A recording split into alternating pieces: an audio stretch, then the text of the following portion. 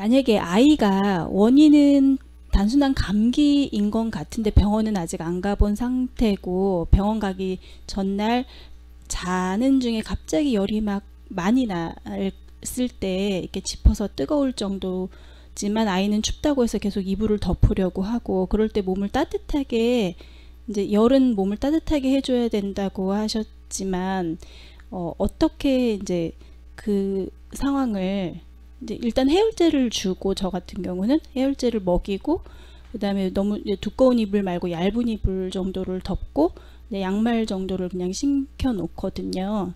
근데 이제 어떻게 하면 좋을지 질문 드리겠습니다. 네, 사실 이제 추위 더위 다 크게 안 타야 되는데 추운 것도 문제고 열도 문제죠, 그죠? 그러니까 아까 추워지면서 상부로 열이 오르니까 대표적으로 두통 같은 거 이마 뜨끈뜨끈해지잖아요, 그죠?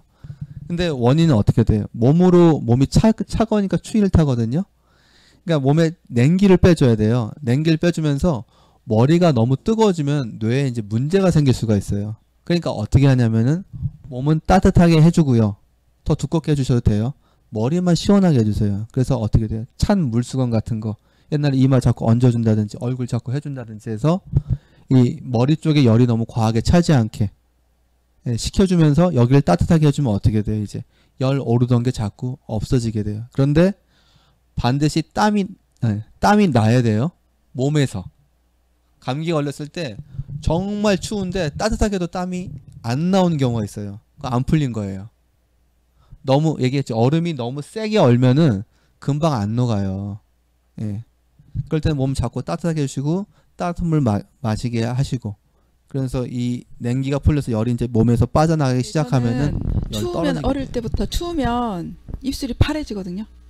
그래서 되게 콤플렉스였는데 그런 부분들은 또 그러니까 눈이나 코나 이렇게 온다고 했잖아요. 찬기운들이 코피로 오든 눈에 충혈로 오든 입술도 그런 영향이 있는지 궁금합니다. 그럼요. 그래서 그러니까 요즘 뭐 레이노드병 이런 식으로 해서 말차고 차가워진 병이 있어요. 창백해지고 피가 제대로 못 도는 건데 창백해진다는 얘기는 어찌 보면 이제 적혈구가 부족한 거일 수도 있는데 어쨌든 그런 것도 산소가 제대로 안 들어가면은 그러니까 이런 거죠. 동맥피는 좀 더 붉은데 정맥피는 어떻게 돼요? 좀 펄한 거 있죠.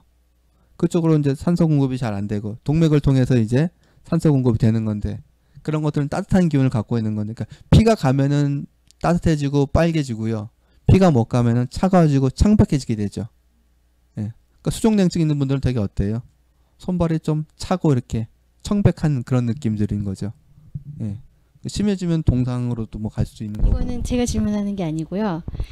지난주에 오셨던 그 선생님 계시거든요. 근데 오늘 못 오셨는데 그 선생님이 저 피아노 가르쳐 주신 선생님이신데 원장님이시거든요. 연세가 좀 있으신데 오늘 오시고 싶었는데 못 왔는데 왜냐면 병원에 입원하셨어요. 근데 수술을 하신 것 같은데 자꾸 이제 미열이 생기니까 이렇게 팩을 준대요. 팩을 줘서 겨드랑이에 끼고 있으라고 아이스팩을. 아이스팩이요? 네, 그래서 근데 너무 추워서 감기 걸릴 것 같다는 거예요. 그래서 사실 아이스팩을 주니까 그냥 받아놓고 선생님 말씀 들었잖아요. 그래서 옆에 그냥 뒀는데 자기는 이 상황에서 어떻게 해야 되냐고 이렇게 물어보셨어요. 병원 가면 그 매뉴얼이 100% 그래요. 그래서 몸이 좋은 사람들은 버티고 살아나는 거고 몸이 안 좋으신 분들은 이제 뭐 정말 심해지는 경우가 많아요. 굉장히. 저는 그게 이제 폐해라고 생각을 하는데 잘하신 거고 절대 추우면요 차게 하면 안 돼요. 따뜻하게 하셔야 돼요. 다만 이제 조심할 건 아까 말씀한 것처럼 머리 너무 고열이 뜨는 경우 뇌에 문제가 생길 수 있으니까 머리는 차갑게 시원하게 유지하되 몸은 자꾸 따뜻하게 하시고 따뜻한 물 드시고 아니면 배에 핫팩 같은 걸 자꾸 붙이고. 수술을 하면요 보통 이렇게 사람이 이렇게 추위를 타거나 아니면은 되게 그 있잖아요. 수술하고 나면은 그래서 그 아이스팩 같은 거 주거나 아니면 열을 떨어뜨린다고 하는데 그런 상황에서 이렇게 그런 거 거부할 수가 없잖아요. 병원에 있을 때. 그렇죠. 그럼 그 상황을 어떻게 할 수 있는 방법이 없으니까 이걸.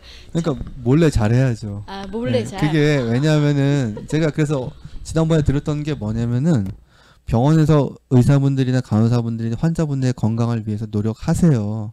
안 하신다는 게 아니라 근데 잘못된 방법으로 하는 경우도 있을 수가 있어요. 그래서 환자가 자기가 내 몸에 대해서 주의 깊게 관찰해야 돼요. 내가 이 치료를 받으면서 내 몸이 좋아지는지, 오히려 축구 자꾸 열나는데 차기 하니까 오히려 더 안 좋아지는 느낌인지. 그러니까 내가 감당해야 된단 말이에요. 내 몸이 안 좋아지거나 생명에 문제가 생기거나 했을 때 나와 내 가족이 감당하는 거지. 저도 이제 한의원을 하고 있지만 의사가 그것까지 책임져 주지는 않아요. 노력을 할 뿐이지.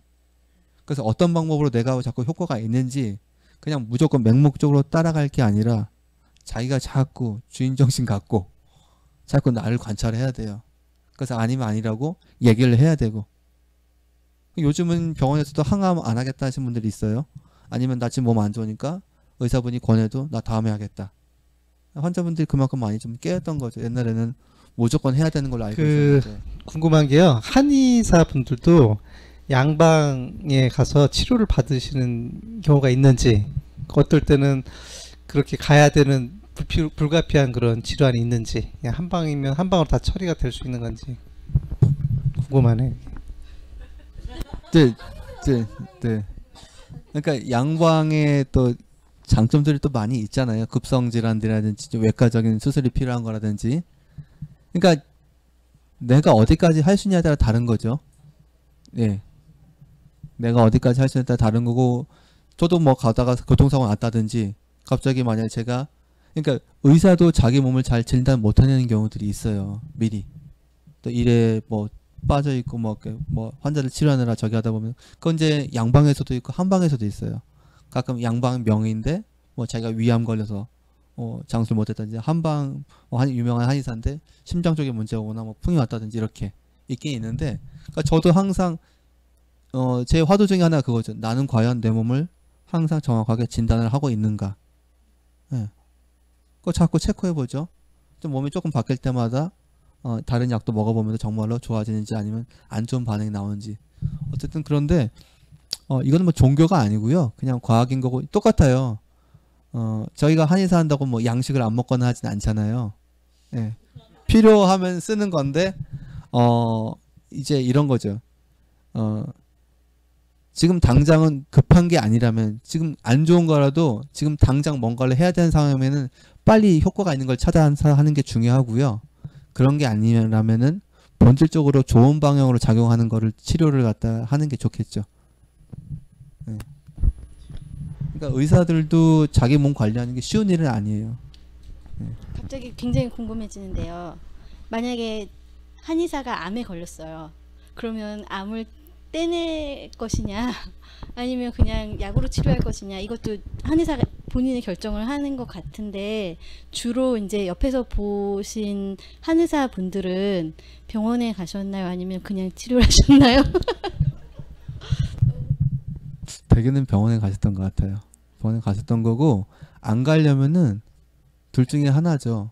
자기가 굉장히 신념이 있고 실력도 있거나, 아니면 이제 안타까운 경우는 신념만 있는 경우. 예, 그러면 이제 결과가 안 좋을 수가 있죠. 예. 그러니까 어떻게 병을 미리 조기에 진단해나고 치료할 건가. 근데 그거를 제가 자꾸 주장하는 게, 그래서 자꾸 병하지 말고 몸의 기본적인 컨디션, 병이 따로 떨어지는 게 아니라 몸이 안 좋아지다 보면 병이 오는 거니까 몸을 자꾸 좋게 만들 거. 내가 어디가 안 좋은지, 원래 장이 약한지 위가 약한지, 두통이 있는지 뭐가 있는지, 예, 그런 것들을 자꾸. 그래서 나온, 그런 고민 끝에 나온 게 이제 5대 지표인 거고. 아까 저는 그러니까 소화 때문에 굉장히 문제인데요. 굉장히 오랫동안 좀 힘들었고 지금 현재도 그래요. 그래서 좋을 때는 뭘 먹어도 다 괜찮아요. 근데 안 좋기 시작하면 죽을 조금만 먹어도 그게 소화가 안 돼가지고, 그러니까 생활 자체가 너무 힘들고, 그래서 꼭 그 내시경을 하러 가든가 아니면 한방으로 뭐 약도 먹고 침 맞고 뜸 뜨고 뭐 여러 가지를 해가지고 한 달 정도를 하든가. 그래서 그게 굉장히 주기적으로 나타나는데 이게 굉장히 오래된 거거든요. 근데 이거를 제가 어떻게 관리를 해야 될지 모르겠는 거예요. 그래서 제가 양방 갔다가 한방 갔다가 양방 갔다가 한방 갔다가 정말 그 담적병원까지 갔었어요. 그래서 이제 그러다가 또 멀쩡할 때 너무 멀쩡하니까 저도 그러고 주변 사람들도 병이라고 생각을 하지 않고 그냥 또 저러다가 괜찮아지니까, 그리고 늘 얼굴도 괜찮아. 아팠던 거에 비해서 못 먹고 막 힘들었던 거에 비해서 괜찮으니까 아니 뭐 괜찮네 이렇게 넘어가거든요. 근데 저는 이러다가는 이렇게 많은 문제들이 올 것 같아요. 나이 먹으면서. 그래서 이거를 좀 관리를 하고 싶은데 어떻게 관리를 해야 될지 모르겠어요. 지금 쉽게 말하면 커트라인에서 왔다 갔다 하는 상태인 거죠. 병이라는 것도 아까 말씀드렸지만 그냥 건강의 연속선상에 있는 거고 학교 성적이랑 똑같아요. 그러니까 원래 이게 점수예요. 예. 100점 맞고 매일 90점 맞고 전교 1등 하던 친구가 공부 안 했다고 갑자기 뭐 30점 맞고 그러지 않잖아요. 그죠? 예. 떨어져도 뭐 한 80점 이렇게 맞겠죠. 그죠? 근데 내가 원래 뭐 한 50점 맞던 사람이에요. 그럼 그러니까 쉽게 말하면 여기서 왔다 갔다 하시는 거야. 커트라인이 위에 있을 때 몸이 좋아요. 근데 커트라인 밑으로 떨어지면은 갑자기 확 나빠져요. 근데 이 50점이 커트라인이라고 하면은 이 위로 쭉 가면은 점수가 꼭 90점, 100점 아니더라도 큰 병 없이 살 수 있다고 생각을 하거든요. 근데 자꾸 안 좋아질 때 있죠. 이렇게. 안 좋아진 상황들, 그렇죠? 혹은 더 나빠진 경우에 이렇게 안 좋은 상태로 쭉 가시는 분들. 그럼 이렇게 계속 안 좋은 구간을 겪게 되잖아요. 이러면 나중에 큰 병이 올 확률이 높다. 그 대신에 그나마 지금 질문하신 분은 좋았다 나빴다 하니까 이 구간이 좀 다행히 좀 적게 되겠죠. 그죠? 이게 쉽게 말하면 수학에서 적분 개념인데 안 좋을 때가 계속 많아지면 큰 병이 오거나 아니면 큰 병은 안 오는 대신에 몸이 되게 힘들면서 오래 살게 된다. 뭐 이런 거죠. 근데 그러니까 치료를 사실은 그쪽 이 소화기 쪽 기능을 올려놓으셔서 이게 이제 그러니까 춤을 출 때 여기서 춤을 추게 만들어야 되죠. 이렇게 이 밑으로 잘 안 떨어지게. 예, 좋을 때 뭐 8, 90점, 떨어져도 60점 이렇게. 그러면 그 인연이 맞는 의사를 만나셔야죠. 그래서 잘 치료 놓으시면은 크게 힘들 때가 없으셔야 되고 있더라도 그렇게 한 달씩 고생 안 하시고 바로 좋아져야 되죠. 예. 마이크를 주셔야 될 것 같아요. 2년 내내 한의학과, 그러니까 한방에서 치료를 하기도 했었고, 그래서 어느 정도는 조금 좋아진 면도 있어요. 근데 그러다가 제가 결국은 수술까지 했어요. 수술하고 나서 이제 괜찮을 줄 알았는데. 위장 수술하셨어요? 아니요. 그러니까 생리 때 네. 완전히 막 깔아져가지고 이제 다 뒤집어지고 무슨 태풍 맞은 것처럼 사람이 그렇게 깔아져서 저는 완전히 그 폐허가 되는 느낌이 막 들고, 그것도 회복하려면 한참 걸리고, 그러니까 한 달에 반 정도를 완전히 날리는 거예요, 인생에서. 그래서 그 치료를 한번 하면 제가 이제 계속적으로 했는데 이제 50이 딱 되면서 그래서 아예 그냥 그 자국 난소 이렇게 다 없앴거든요. 그래서 괜찮을 줄 알았는데 이제 그렇게 완전히 깔아지는 그런 건 없는데 그래도 지속적으로 위가 안 좋아요. 그것 때문에 계속 고생을 하는 거예요. 그래서 이렇게 못 먹다가는 그냥 죽진 않겠고 이상하게 죽겠구나 막 이런 생각도 들고, 예, 그래서 약 먹기도 너무 지겹고, 그래서 어떻게 좀 뭐 운동도 한다고 하고 그랬는데 운동을 이렇게 이만큼 해야 되나 이만큼 덜 해야 되나, 뭐 이게 무리가 됐나 안 됐나 그런 것들이 자꾸 안 돼요. 그래서 자꾸만 이렇게 실망이 되고 그냥 어떻게 해야 되지? 그러니까 이러면 이제 사람들은 그러니까 스트레스다. 제가 지금 집에서 약간의 스트레스 상황이 있거든요. 그러니까 신경성이다. 그러니까 마음을 자꾸 명상을 하고 뭐 좋은 걸 자꾸 보고 막 이러라 그러는데 그런 것도 다 해요. 하는데도 그 잘 가다가 이제 팍 떨어지면 그게 이제 이렇게 오래 가서 막 점점 우울해지고 막 힘들어지는 거예요. 그러니까 복합적인 상황인데 일단 소화기는 아까 말씀드렸지만 비비병이라고 그랬죠, 그죠? 췌장과 위장을 봐야 돼요. 근데 두 개 다 겸해 있는 분들이 많아요. 지금 저한테 와서 이제 지방에서 치료받는 젊은 친구 같은 경우도 그 한방병원에서 몇 달 담적을 치료받아서 좀 좋아지긴 했는데 그 다음부터 차도가 없죠.